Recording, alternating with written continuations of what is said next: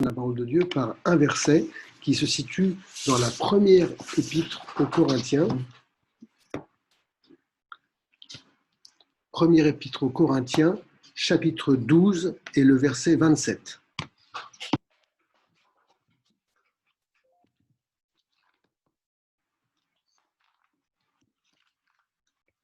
Nous commençons par ce verset-là.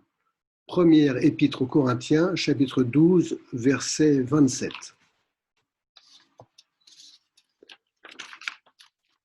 Vous êtes le corps de Christ et vous êtes ses membres, chacun pour sa part. Amen. Amen. Nous qui connaissons Jésus comme notre Sauveur et notre Seigneur, nous sommes devenus des membres du corps de Christ. Et ça, c'est un enseignement important que j'ai à cœur de présenter ce matin, parce que c'est vrai que ça a des conséquences dans notre vie. Et chacun est appelé à avoir une relation personnelle avec le Seigneur Jésus, bien sûr. Chacun est appelé à avoir cette relation personnelle avec le Seigneur Jésus, mais aussi nous sommes appelés à avoir des relations de bonne qualité entre nous qui sommes disciples de Jésus-Christ. Et pour bien comprendre ce que nous venons de lire, on va lire maintenant tout le passage précédent. Donc, nous sommes toujours dans le même chapitre de la première épître aux Corinthiens, c'est-à-dire le chapitre 12, et maintenant on va lire à partir du verset 14. Donc, toujours 1 Corinthiens, chapitre 12, verset 14. Ainsi, le corps n'est pas un seul membre, mais il est formé de plusieurs membres. Si le pied disait « Parce que je ne suis pas une main, je ne suis pas du corps », ne serait-il pas du corps pour cela? Et si l'oreille disait « Parce que je ne suis pas un œil, je ne suis pas du corps », ne serait-elle pas du corps pour cela? Si tout le corps était œil, où serait l'ouïe? Et si tout était ouïe, où serait l'odorat? Maintenant, Dieu a placé chacun des membres dans le corps comme il a voulu. Si tous étaient un seul membre, où serait le corps? Maintenant donc, il y a plusieurs membres et un seul corps. L'œil ne peut pas dire à la main « je n'ai pas besoin de toi », ni la tête dire aux pieds « je n'ai pas besoin de vous ». Mais bien plutôt, les membres du corps qui paraissent être les plus faibles sont nécessaires, et ceux que nous estimons être les moins honorables du corps, nous les entourons d'un plus grand honneur. Ainsi, nos membres les moins honnêtes reçoivent le plus d'honneur, tandis que ceux qui sont honnêtes n'en ont pas besoin. Dieu a disposé le corps de manière à donner plus d'honneur à ce qui en manquait, afin qu'il n'y ait pas de division dans le corps, mais que les membres aient également soin les uns des autres. Et si un membre souffre, tous les membres souffrent avec lui.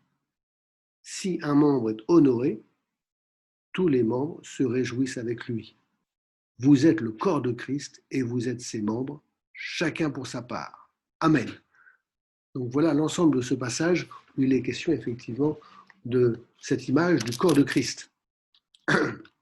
Et nous sommes différents les uns des autres, certes. Et ici, il y a l'image des différentes parties du corps. Vous voyez, il est l'œil, l'oreille, le nez, il est question du pied, de la main. Vous voyez, il y a différentes parties du corps humain qui sont présentées. Mais chaque partie a ses capacités propres et aussi chaque partie est nécessaire. Chaque partie est appelée à jouer un rôle précis. Donc, effectivement, il y a différents organes qui sont présentés. Vous voyez, il est question dans le passage que nous avons lu du pied, de la main, de l'oreille, de l'œil, du nez, etc. Mais chaque partie du corps humain a sa raison d'être. Et nous, en tant que disciples de Jésus, on n'a pas les mêmes talents, on n'a pas les mêmes capacités, on n'a pas les mêmes dons et on n'a pas le même emploi du temps. Vous voyez, nous sommes différents les uns des autres. Mais chacun a sa place et son rôle à jouer dans le service de Dieu. Amen. Et il y a des tas de choses qu'on ne peut pas faire seul, mais par contre, on peut faire ces choses-là en équipe. Et c'est important qu'il y ait cette utilité commune. Nous sommes appelés à être complémentaires. Et bien entendu, pour que nous puissions travailler ensemble, il faut bien s'accepter les uns les autres et bien s'apprécier. Ensemble, nous formons un seul corps. Il y a diversité d'opérations, certes, différentes choses à faire, et on ne fait pas tous la même chose. Mais c'est le même esprit qui habite en nous. Et regardons toujours dans la première épître aux Corinthiens à ce sujet, le chapitre 3 maintenant et le verset 16.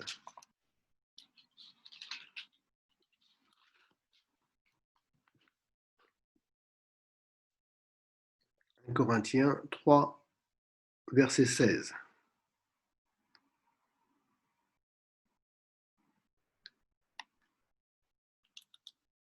C'est une question qui interpelle ça. Ne savez-vous pas que vous êtes le temple de Dieu et que l'Esprit de Dieu habite en vous? Depuis notre conversion à Jésus, depuis que vraiment nous avons confié notre vie à Jésus pour être sauvés, eh bien, le Saint-Esprit est venu en nous. Et regardez toujours dans cette première épître aux Corinthiens, chapitre 6 et verset 19.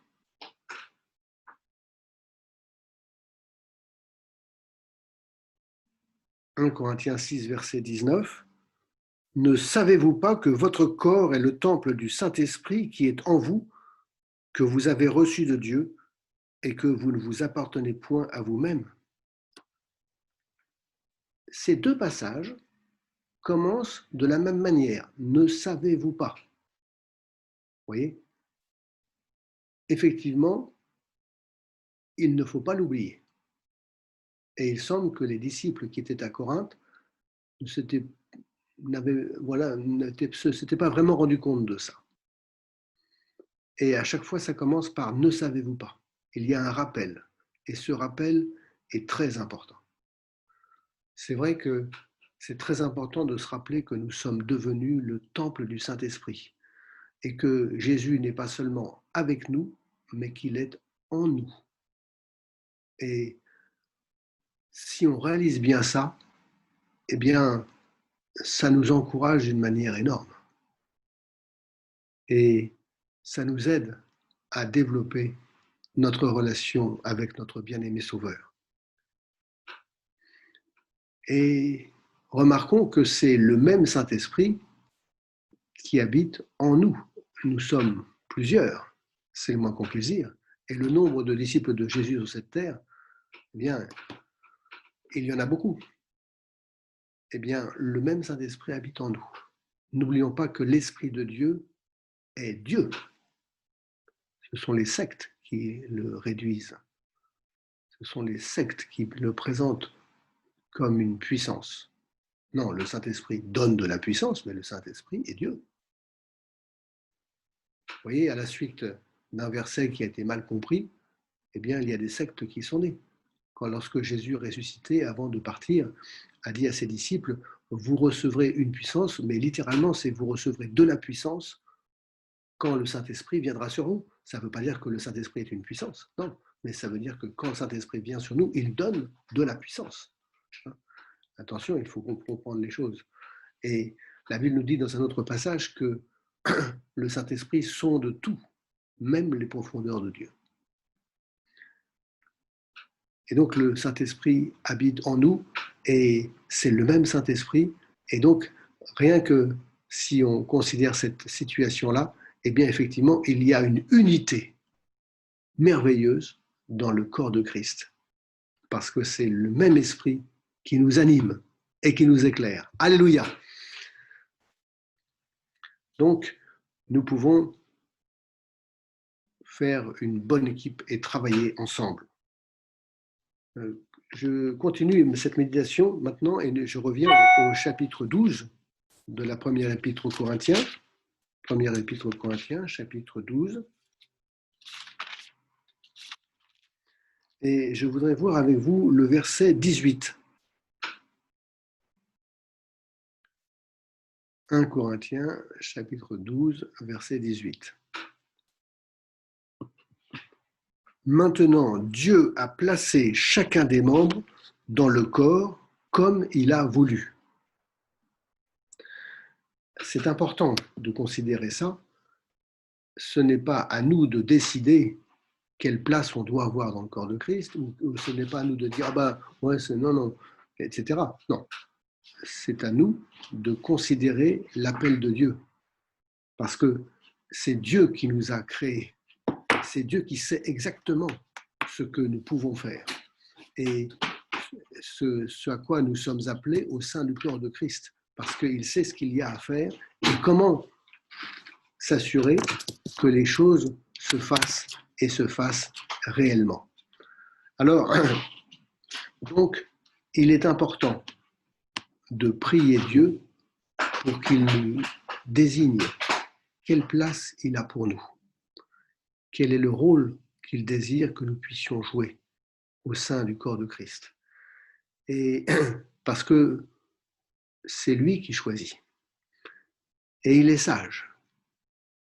Et non seulement il sait quelles sont nos capacités, il sait exactement ce que nous pouvons faire et ce que nous ne savons pas faire, il le sait tout ça, mais en plus, Dieu, généralement, avec lui, il y a des étapes et il y a une progression. On ne fait pas tout de suite. Non, non, non. Il y a une progression, on rentre dans le travail pour Dieu et progressivement, eh bien, on s'affermit, progressivement, on devient de plus en plus capable et progressivement, effectivement, on apprend aussi à voir avec qui nous sommes et comment on peut travailler ensemble. Oui, avec Dieu, il y a des étapes et il y a une progression.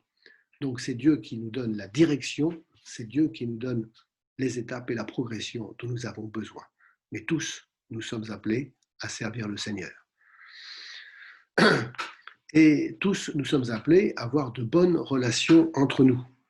Et dans une équipe, il peut y avoir des personnes qui sont en train de souffrir et d'autres qui sont en train, au contraire, d'être honorées et de recevoir toutes sortes de grâces.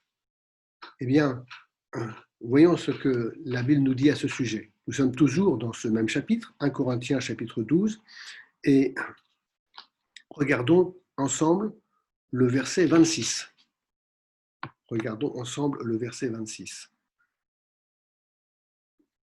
Et si un membre souffre, tous les membres souffrent avec lui. Si un membre est honoré, tous les membres se réjouissent avec lui. Vous voyez cette unité qui existe dans le corps de Christ, c'est ce que Dieu a voulu. Alors quand il y a quelqu'un parmi nous qui sommes des disciples de Jésus qui souffre, eh bien, il faut que les autres aient de la compassion pour la personne qui souffre. Vous voyez ? Si un membre souffre, tous les membres souffrent avec lui. Donc il faut que nous sachions avoir de la compassion lorsqu'il y a des frères ou des sœurs. Oui. Et puis, lorsque quelqu'un est honoré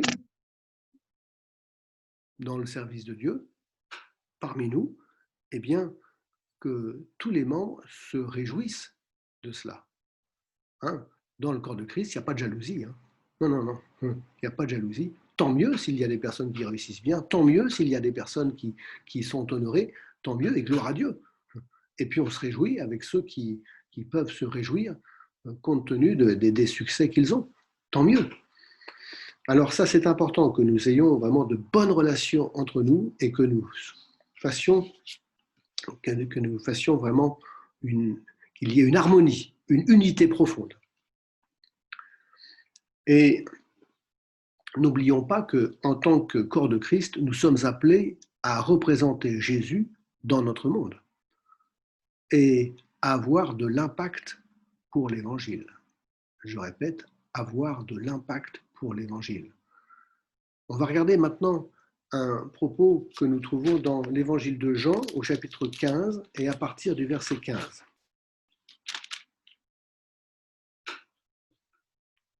Jean chapitre 15 à partir du verset 15. Ce sont des paroles que Jésus lui-même a dites. Et il les a dites lors de la dernière soirée qu'il a eue avec ses disciples. Ses disciples avaient été avec lui pendant 3 ans, tous les jours. Et il s'est développé progressivement entre Jésus et ses disciples une relation d'amitié. Et nous lisons au verset 15, « Je ne vous appelle plus serviteur, parce que le serviteur ne sait pas ce que fait son maître, mais je vous ai appelé ami. » Je veux dire Alléluia. Je vous ai appelé ami. C'est des rapports d'amitié que Jésus a désiré développer avec ses disciples. Je vous ai fait connaître tout ce que j'ai appris de mon Père. Ce n'est pas vous qui m'avez choisi, mais moi, je vous ai choisi et je vous ai établi, afin que vous alliez et que vous portiez du fruit, et que votre fruit demeure. Afin que ce que vous demanderez au Père en mon nom, il vous le donne. Ce que je vous commande, c'est de vous aimer les uns les autres. Vous voyez, dans notre relation d'amitié avec Jésus, nous sommes appelés à avoir une relation intime avec lui. Et dans cette relation intime, il y a des explications, il y a des conseils, il y a des témoignages intérieurs que nous sommes appelés à vivre. Et puis, il y a aussi des commandements. Et ici, vous voyez, les propos de Jésus sont nets. Il ne dit pas ce que je vous demande, il dit ce que je vous commande. C'est très important. C'est de vous aimer les uns les autres. Et donc, nous qui faisons partie du corps de Christ, qui sommes ensemble, nous sommes appelés à nous aimer les uns les autres. Et lorsque quelqu'un souffre, eh bien d'avoir compassion de cette personne, et la moindre des choses, c'est de prier pour cette personne qui souffre. Hein? Et puis s'il y a un service à rendre, ben on rend le service. Et puis, lorsque quelqu'un est honoré dans le service de Dieu, eh bien, tant mieux, on se réjouit. On se réjouit pour cette personne. Et vous savez, la Bible dit que on moissonne selon ce qu'on sème. Si notre semence est bonne, eh bien, on finit par récolter quelque chose de bon. Alléluia. Alors, nous sommes vraiment appelés à nous aimer les uns les autres et avoir vraiment des relations de qualité. Et continuons maintenant avec le psaume 133. Psaume 133.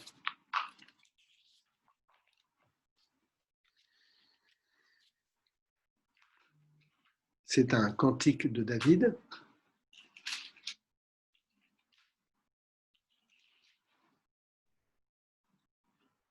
Cantique des degrés de David. Voici, oh, qu'il est agréable, qu'il est doux pour des frères de demeurer ensemble. Frères et sœurs, bien sûr, hein, donc de demeurer ensemble. Vous voyez, le mot important, c'est ensemble. C'est comme l'huile précieuse qui, répandue sur la tête, descend sur la barbe d'Aaron, qui descend sur le bord de ses vêtements. C'est comme la rosée de l'Hermon qui descend sur les montagnes de Sion. Car c'est là que l'Éternel envoie la bénédiction, la vie pour l'éternité. Alléluia. Vous voyez, lorsqu'il y a cette communion fraternelle et que vraiment nous sommes ensemble dans la communion fraternelle et que nous faisons ce que le Seigneur nous demande de faire, eh bien, Dieu envoie la bénédiction. Alléluia. Et il est agréable, il est doux d'être ensemble. Vous voyez, le début de ce psaume, voici, oh, qu'il est agréable, qu'il est doux. Donc pas un peu agréable, pas un peu doux, non, très agréable, très doux d'être ensemble. Effectivement, la communion fraternelle, quand elle est réelle, ça fait du bien. Et c'est ce que Dieu désire. Parce que Dieu nous aime, il désire que ça nous fasse du bien. Alléluia. Alors, voilà les points principaux que j'avais à cœur de partager avec vous. En conclusion, je voudrais reprendre certains de ces points. Le premier, c'est de remercier Jésus de nous avoir rendus membres de son corps. Merci Seigneur Jésus de m'avoir rendu membre de ton corps. Et il est important que chacun d'entre nous soit à la place qu'il a voulu pour chacun de nous. Ne pas hésiter à prier à ce sujet. S'il y a quelques désirs, si tu désires être davantage éclairé à ce sujet, ou si tu désires être davantage aidé dans ce que tu fais, prie à ce sujet. Prie. L'important, c'est qu'on fasse ce pourquoi nous avons été conçus et appelés. Deuxièmement, il y a une progression dans le service. C'est normal, quand on apprend à jouer d'un instrument, quand on apprend à chanter, quand on apprend à rendre tel service ou tel autre, progressivement, on développe des aptitudes. Et donc, il y a une progression dans le service. Si on attend d'être complètement parfait dans ce service avant de s'engager, ce n'est pas bon. Il faut s'engager, commencer à faire en demandant la grâce de Dieu, et puis progressivement, l'aptitude va se développer en nous. Les capacités vont grandir. Deuxième point, c'est s'apprécier et s'aimer les uns les autres. Ça, c'est très important aussi. S'apprécier et s'aimer les uns les autres. Et lorsque quelqu'un souffre parmi nous, que nous ayons compassion de cette personne qui souffre. Et lorsque quelqu'un est honoré parmi nous, que nous sachions nous réjouir avec cette personne. Il est bon d'entendre les exaucements de prière et d'entendre toutes sortes de témoignages qui montrent que Dieu a béni. Eh bien, à ce moment-là, réjouissons-nous. Hein, parce que c'est pareil, ça nous fait du bien. Qu'il est doux, qu'il est agréable d'être ensemble.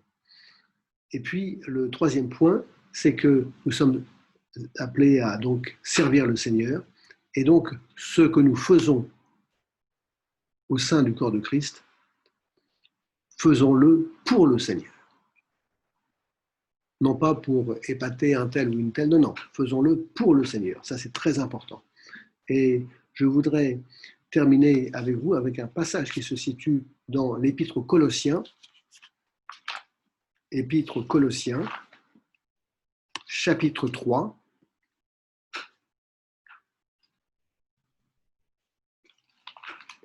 et versets 23 et 24. Voilà.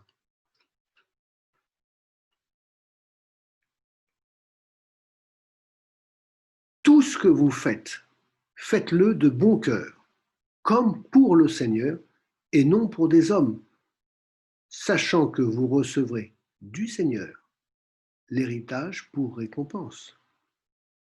Servez Christ, le Seigneur. Amen. Vous voyez, ce que nous faisons, faisons-le pour le Seigneur. Et vous voyez, c'est clair, hein, ça commence par tout ce que vous faites. Donc vraiment, quand nous rendons un service, quand nous faisons ceci, quand nous faisons cela, disons-nous en nous-mêmes, je le fais pour le Seigneur. Et même lorsque nous donnons quelque chose, ou même lorsque nous participons aux dîmes et aux offrandes, eh oui, car Dieu aime la personne qui donne avec joie. Si on le fait pour le Seigneur, il y a de la joie. Vous voyez ? Et comment dire, parce qu'on le fait avec confiance et on le fait vraiment pour lui. Donc, l'importance, effectivement, de servir le Seigneur. N'oublions pas que si nous faisons partie du corps de Christ, la tête, c'est Jésus. Et c'est Jésus qui bâtit son Église. Merci à lui de nous utiliser. Voilà, on va prier quelques instants maintenant.